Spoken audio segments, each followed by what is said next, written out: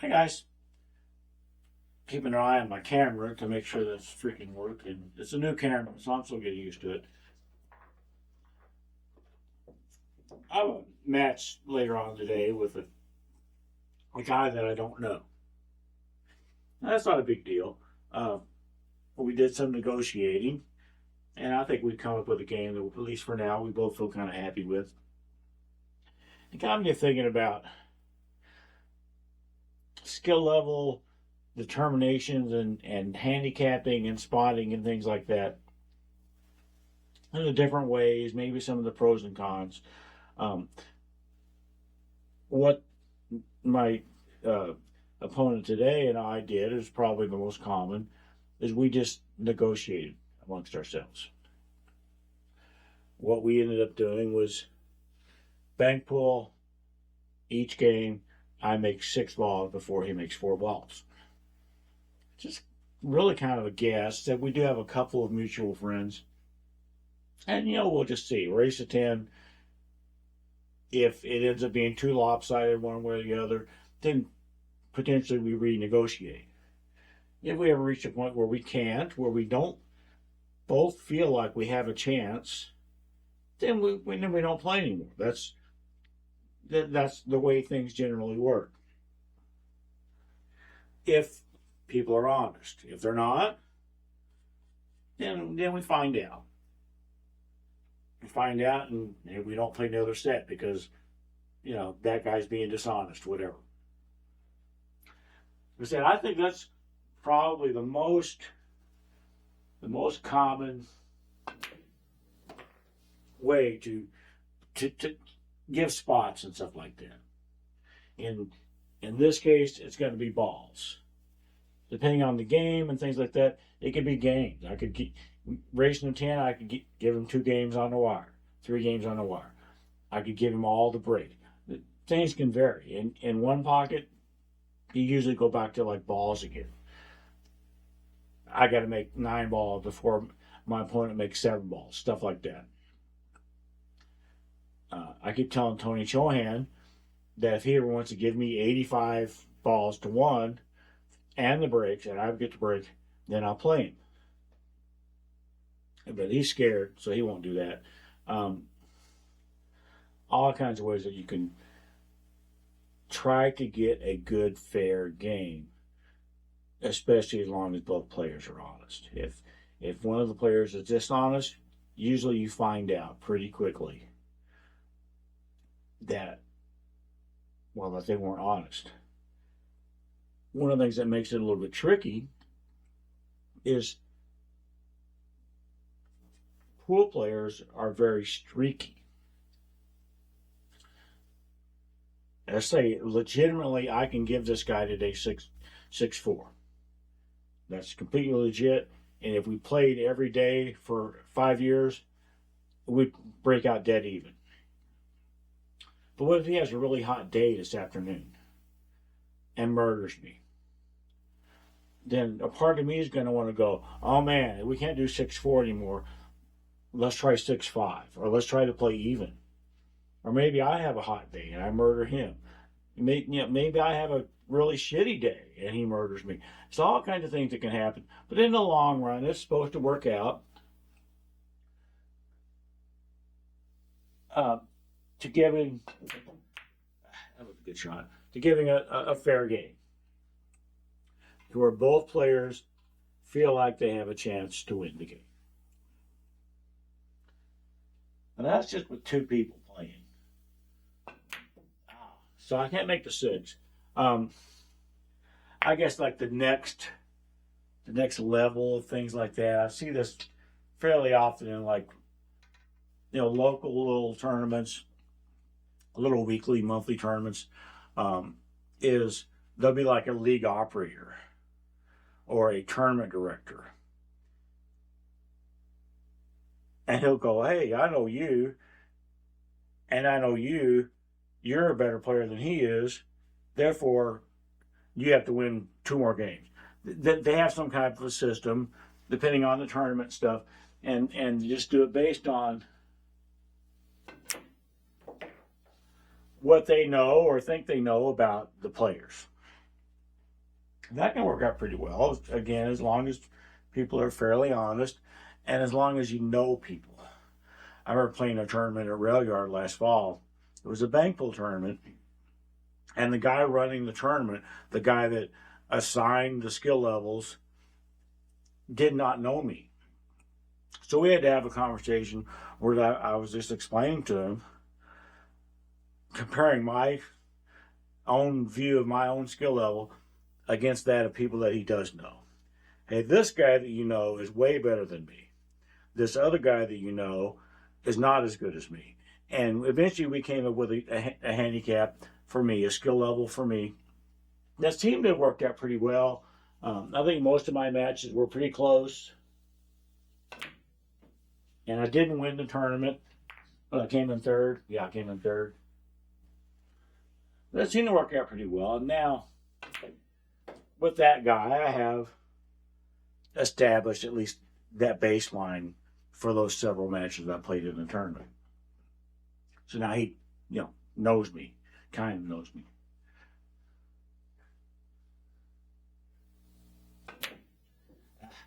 I'm gonna shoot better than that, ain't I? As long as people are honest, things like that can work. Any handicapping system can work. So that's the whole point of all the handicap systems. The negotiation between two players, the third party, like tournament director guy assigning something, and the third way I can think of, which is like a more scientific, like a league type of thing. They're all designed to try to make it an even game or match between two players that have different skill levels. If sandbagging was not a thing, I bet most handicapping systems would work. I can't make the 8 either. I can't make anything. That's the problem. I'm just too excited. I haven't played against another human being in quite a while. I'm not really familiar with all of the league handicapping methods. The ones that I am familiar with are the APA and BCA systems, both from like 30 years ago. And you kept score, you tracked different things, and they would weight different things differently and assign a skill level to you and your opponent. And then they would take those skill levels and decide, again, by their formulas, okay, what's the handicap going to be? What's the spot? Are you going to spot games? Are you going to spot balls? Whatever. The old APA system was much more slanted towards me against my opponent. Let's match me and him up as good as we can. My memory of the old BCA system was much more of a team. We want the two teams to match up as well as they can. They don't really care, like if I lost, but the team match should work out okay. And both systems are going to have their merits, and both are going to have their issues. A lot of the issues is going to be revolving around people that are sandbagging and dishonest. But you're going to have that with anything that is not a flaw in the handicap systems. It's a flaw in the players that try to game those systems. More recently, and I say more recently, but hell, it's been around for at least 20 years. A lot of tournaments have been doing Fargo. They've been going by players' Fargo ratings. I am not super familiar with the Fargo system, but my understanding is it's loosely based on the ratings they use for chess. Like chess will have like Grandmaster, International Grandmaster, Peon, whatever ratings they have, it will have that. And one of the things that makes the Fargo system different from the ones I'm familiar with is it also takes into account who you played. So like the old APA system that I'm familiar with, it didn't matter who you played. You could play someone at your skill level, above your skill level, down below your skill level, whatever. It was basically just how long does it take you to win a game? How many innings? The BCA system, as I remember it, again, didn't care who you played against. It was how many balls did you make in that game versus how many balls did your opponent make in that game. Very, very loose description that, again, is like 30 years old. My understanding of the Fargo system, again, I'm not the Fargo guy, Mike Page is the Fargo guy, is it takes into account win-loss and who did you win against or who did you lose against. So if I'm playing somebody that in Fargo is rated above me and I win, I'm going to get my skill level rating elevated more than I would if I was playing somebody rated below me and I won. If I lose to somebody that's already supposed to beat me, it's not as big of a penalty as if I lose to somebody that I'm supposed to beat, according to the system. That's my understanding of it. I don't know if that's 100% accurate. Like I said, I'm not the. I really want to shoot this 12, but I don't know why. I don't know why I want to shoot 12. Because there's a kiss in the 12 shot, David. Crap, where was I? Oh, I was watching a podcast here last week or so. It was the Dogging It podcast with Joey Ryan and Melina Mike. And Joey Ryan kind of went off for a little bit about capped tournaments, which has become another phenomenon recently where a lot of local, maybe even some regional tournaments will have a Fargo cap. This tournament is for 650 and under, 700 and under, things like that. Now 500 and under. And Joy was like, well, hell, that anybody that's any better than that, they can't play in that tournament. And it would get to a point where they can't play in any local tournaments. Even though they're not a professional player or even a pro level player, they can't play in any of these regional local things. The only thing they can do is spend money to drive or fly someplace to play in one of the bigger tournaments. And he was basically saying, that's the worst thing that ever happened. And I can understand his point a little bit, but not completely. Because handicap systems, while they are designed and their goal is to try to make an even game between two players who are not even, they never work 100%. They just don't. If, like, when I was in APA, I was a 7 in APA, and let's say I play a 4 in APA. It was a 5-2 race. I got to win 5 games before they win 2. You think, man, that's pretty messed up. But I would win more than my share. It was never 50-50. And I'm not saying that's me. I'm saying as a higher rated player, a higher skill level player, it stopped becoming 50-50. And I think a lot of that might be because, like I said, pool players are streaky. And someone, my APA 4 opponent I was talking about, he's going to have good days and bad days. He's going to be here, here, here, here, here. And at some points, he's going to shoot really, really well for himself. He's going to shoot well above his average game. Those are the times when he's going to beat a 7.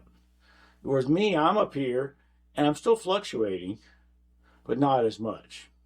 I think that's a big part of why the handicap systems don't ever quite work out. If you get an open tournament, even with handicaps, like based on Fargo, odds are pretty good that the higher rated players are going to be winning. If the handicap system work perfectly, it should be an even mix. And sometimes it is. And sometimes you get a low rated player that shoots really good. has a really hot weekend. It wins a tournament or ends up really high. But for the most part, in any type of a handicap situation like that, the higher level players are the ones that are going to come out on top. So hence they have capped Fargo tournaments.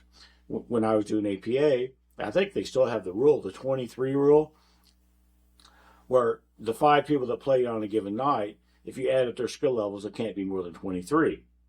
If the handicap system worked perfectly, it shouldn't matter. If you have 5 7s or 5 2s playing on a night, it shouldn't matter. But the handicap system does not work perfectly. And I think it's because of that streaking stuff I was talking about, where, yeah, sure, a 2 can streak up to play like a 3 one night, but it can also streak down and play like a -5 on another night. Maybe a bit of an oversimplification on that, but I kind of think that's what's going on. Is the better players, despite the handicap systems that have been in place and been used, the better players still tend to come out on top, despite the handicap systems that are in use.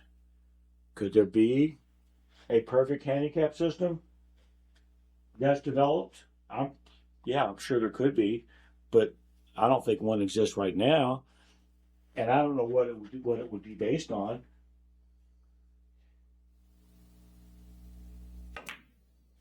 It would be, I thought that was in it. It would be tough if for no other reason than people are often trying to game the systems. They find out about some handicap system that counts whatever they're going to count, innings like in the APA. So they pad their innings. They sandbag. Hate those people. Hate the sandbaggers so much. I don't like it when the ball hits the rail on the way in, because while that ball went in clearly on this pocket, a 4.5-inch pocket, playing on 4 1/8 or 4 1/4 even, might not have gone in. So I've been trying to be more accurate. Just sometimes it hasn't worked as well for me. That one overcompensated. But I'll shoot better than this. But if I don't, yeah, then I don't. We're not playing for $1 million or anything.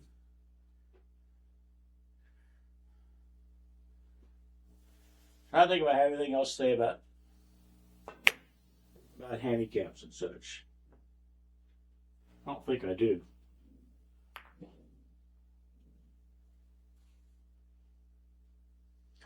See how I moved the 9 off the rail a little bit this time so I don't get the kiss.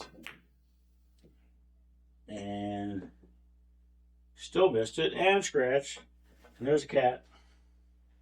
Alright guys, I'm going to stop this. I'm on vacation. If I didn't mention that. My sleep schedule's all screwed up. If I didn't mention that. Oh well, what am I going to do? I don't have to work until next year. Bye.